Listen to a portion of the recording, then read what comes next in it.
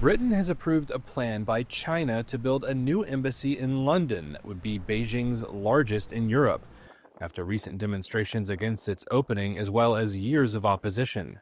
The approval comes despite warnings from both UK and US politicians saying it could be used as a base for spying, and that it might enable Beijing to eavesdrop on fiber optic cables used by finance firms running underneath the area. In Parliament Tuesday, Britain's Security Minister Dan Jarvis acknowledged China was a risk to national security, but downplayed danger from the new embassy.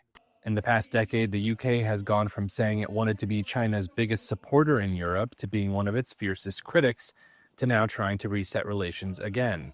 Approving the new embassy came before an expected visit to China by UK Prime Minister Keir Starmer this month. Some British and Chinese officials said that trip was dependent on the embassy being approved. It is set to be one of the largest diplomatic outposts in the world, with the planning application showing a footprint of about 600,000 square feet near the Tower of London. The plans had stalled for 3 years over opposition from lawmakers, Hong Kong pro-democracy campaigners, and some living close by. Shortly after the approval was announced, exiled Hong Kong and Chinese dissidents spoke out. This site will accommodate hundreds more Chinese state employees. We know what that means.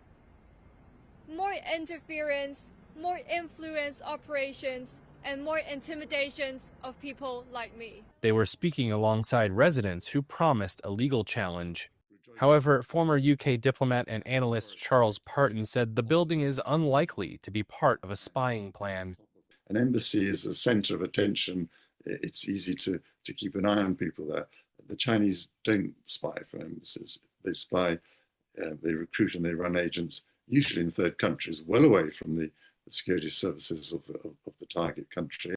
Britain's opposition Conservative Party described Tuesday's decision as a disgraceful act of cowardice from a government utterly devoid of backbone. The Chinese embassy in London said in a one-line statement that it noted the government's decision.